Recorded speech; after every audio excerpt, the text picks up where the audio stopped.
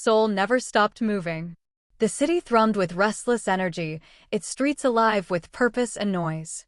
Neon signs blazed through the rain, umbrellas crowded the crosswalks, and everyone seemed to know exactly where they belonged. Everyone except Amara Hayes. She stood outside the elementary school gates, raindrops sliding off her cheap umbrella as her daughter Senna pressed close against her leg. The child was 6 years old with deep brown eyes that sparkled with mischief and hair that Amara braided every morning with careful hands. Senna looked different here in this sea of uniformity. Too dark, too foreign, too obviously not from here. Before we dive in, beautiful people, please remember to hit that like button and subscribe.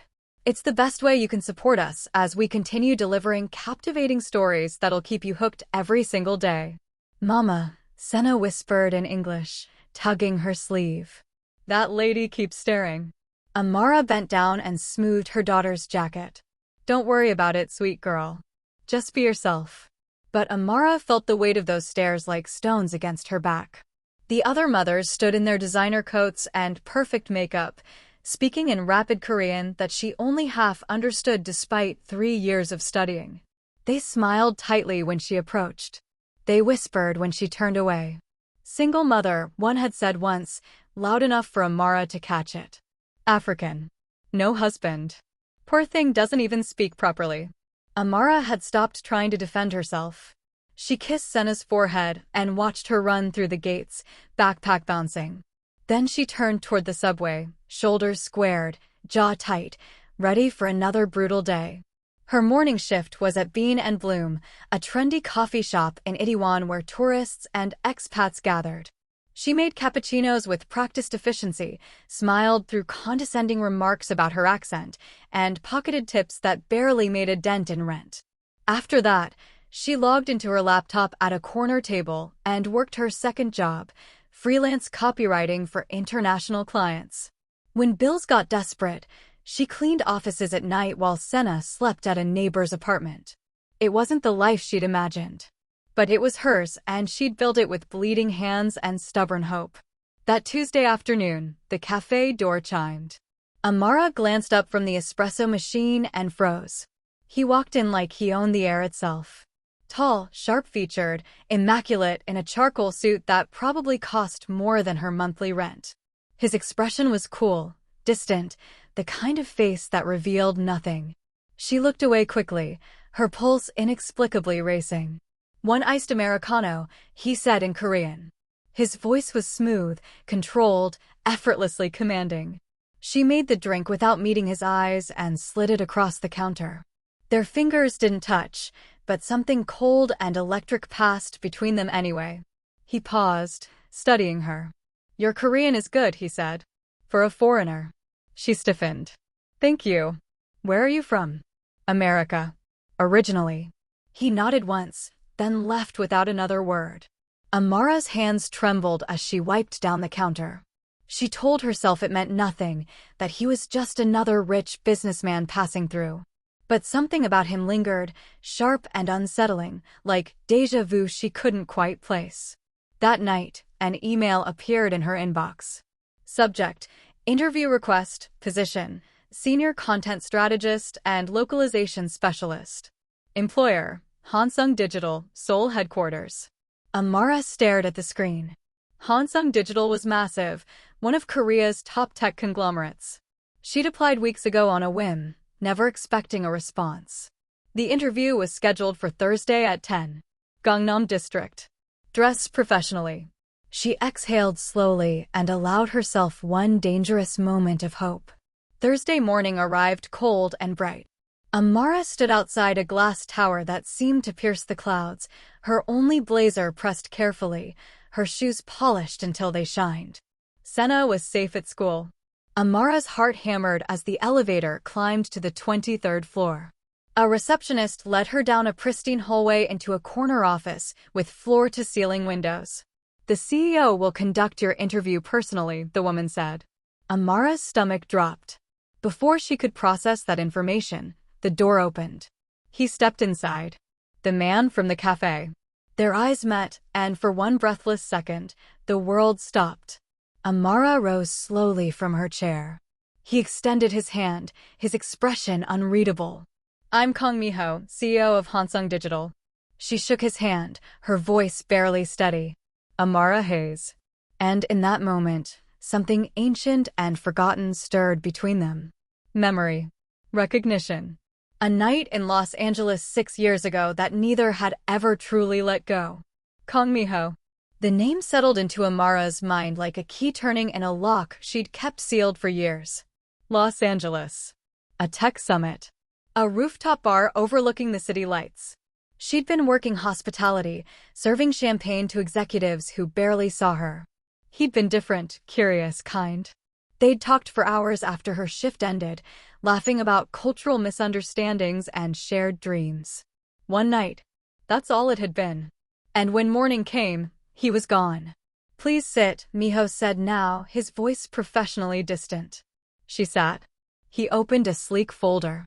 Your portfolio is impressive. Content strategy for multinational brands. Fluency in English and Korean. Experience in cultural consulting. She nodded, not trusting her voice. He closed the folder. Why Hansung?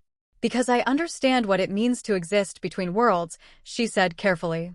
Your company wants to expand globally, but expansion isn't just translation.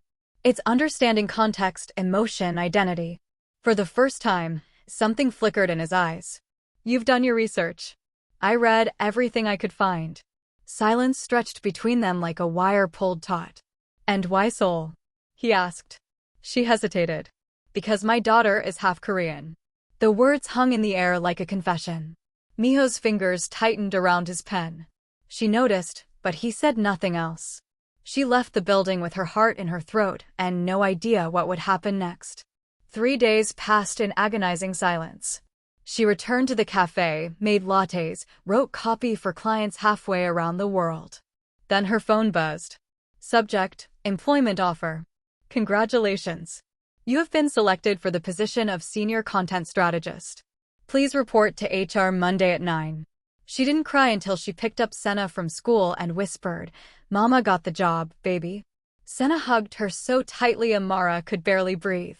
Her first week at Hansung was a blur of glass offices, strategic meetings, and polite but distant colleagues. She translated marketing materials, advised on global campaigns, navigated corporate politics with careful grace. Most people were professional. Some were curious.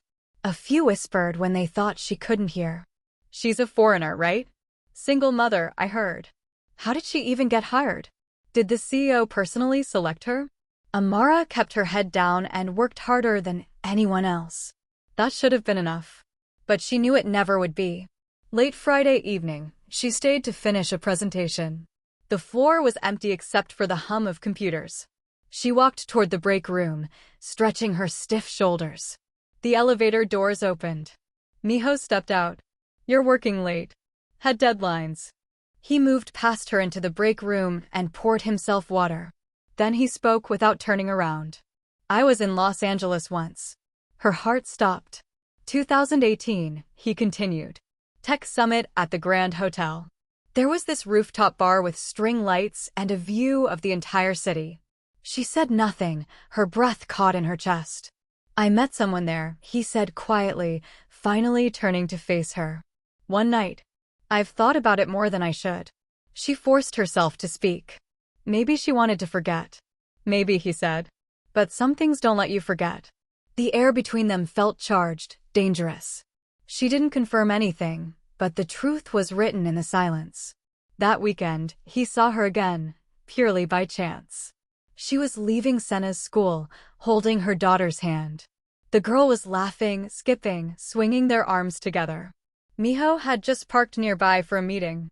He stepped out of his car and watched them from a distance. Then Senna turned, spotted him, and waved enthusiastically. Hi, mister. She called in accented Korean. Miho blinked, startled. We've met? Senna nodded happily. You gave my mama a job. You're nice. Amara froze. Miho's gaze dropped from the child to her. Then slowly, deliberately, he studied Senna's face. The timing. The features. Los Angeles. Everything clicked into place. His expression shifted from confusion to shock to something raw and unnameable. He took a step back like he'd been struck. Is she? Amara lifted her chin, her eyes glassy but fierce. Yes. The word fell between them like thunder. Silence could be many things. A refuge. A weapon. A grave. The silence between Amara and Miho outside that school was all three. Senna looked between them, oblivious to the storm gathering overhead. Mama, is he coming with us? She tugged at Amara's sleeve. Miho opened his mouth, but no words came. Amara knelt down and cupped her daughter's face. No, sweetheart. He has somewhere to be. Say goodbye. Senna waved cheerfully. Bye, mister. Amara turned and walked away, her grip on Senna's hand gentle but unshakable. She didn't look back. But Miho stood there, rooted to the pavement, his world tilting on its axis. That night, Amara couldn't sleep. Senna dozed peacefully in the next room, but Amara lay staring at the ceiling of their small apartment. He knows. The thought echoed like a drumbeat. 6 years of secrets, of survival, of raising a child alone in a country that didn't want her. And now it was in his hands. Would he deny it? Would he take Senna from her? Would he destroy everything she'd built? Her arms wrapped protectively around herself as if she could shield her daughter even from this distance. Monday morning. Hansung headquarters. The atmosphere had shifted. People stared more openly now. Whispers followed her down hallways. Someone had seen something, or Miho had told someone, or rumors had simply taken root the way they always did. At 11:30, her desk phone rang. Mr. Kong would like to see you. Now. She walked to the executive floor, her heart pounding. When she entered his office, the Seoul skyline stretched endlessly behind him. He sat at his desk, tie loosened, sleeves rolled up, exhaustion carved into his face. Close the door, he said quietly. She did. They stood in weighted silence. Finally, he asked, "Why didn't you tell me?" "Because you disappeared," she answered simply. He rubbed his face. "I had an emergency. My father had a stroke. I flew back that same morning. It was chaos. I tried to find you afterward. I didn't even know your last name. And I didn't know yours," she shot back. "You think a hotel business card would have helped?" "I was working 3 jobs trying to survive." "You were, what, running a tech empire?" "I would have helped," he said, his voice rising. "I would have been there." She laughed bitterly. "And then what? You'd introduce your African girlfriend and illegitimate child to your father? To your board? Do you think they would have accepted that?" He fell silent. The mention of his father froze something in him. "I did what I had to do," she continued, her voice breaking. "I raised her alone. I gave her everything I could." "She looks like me," he whispered. "Every single day," Amara said, tears sliding down her cheeks. He came around the desk and stood in front of her. "I missed 6 years." "I know. So did I." His hand reached toward hers, but stopped midair. She stepped back. "I don't need anything from you," she said. "Not money, not recognition. I just need to keep her safe." "I want to know her," he said. "I have that right." Her chest ached. "I don't know if I can trust you." "Then let me prove it. Give me a chance." That Saturday, she agreed to let him meet Senna at a park near their apartment. She arrived early, her stomach in knots. Senna ran ahead toward the playground, her laughter bright and pure. Miho arrived minutes later wearing jeans and a sweater. No driver, no assistant. Just him. Senna stopped mid-run and stared. "You came." He smiled tentatively. "Your mom said I could visit. Is that okay?" Senna looked back at Amara. She nodded. "Go play, sweetheart." Miho spent the next hour pushing Senna on the swings, helping her across the monkey bars, and laughing when she insisted on teaching him a clapping game she'd made up. Amara sat on a bench, watching. Her heart felt like it was breaking and healing at the same time. When it was time to leave, Senna hugged Miho's waist. "Can you come again?" His voice caught. "If your mom says yes." Senna turned to her with pleading eyes. "Can he, Mama?" Amara looked at her daughter's joy, then at the man she'd never thought she'd see again. "Yes," she said softly. "He can." The weeks that followed were tentative, fragile. They met regularly, short visits that slowly grew longer. Park trips became dinners. Dinners became late-night conversations after Senna fell asleep. He learned how Senna liked her eggs scrambled, not fried. He bought children's books in English and Korean and read them aloud in both languages. He even tried making mac and cheese once and burned it so badly they ordered pizza instead. Amara laughed. "You're hopeless in the kitchen." "I have other skills," he said with a rare smile. "Like what? Running a billion-dollar company?" "That's just paperwork," he said, growing serious. "This is harder. This matters more." And she started to believe him.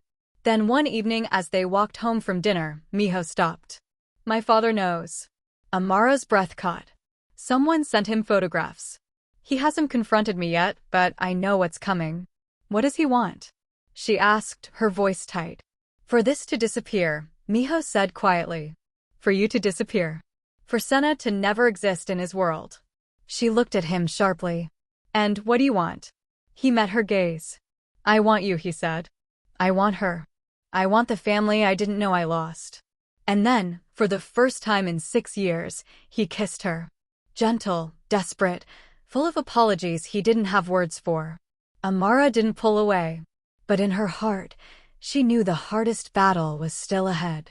If you enjoyed this story, let me know in the comments below.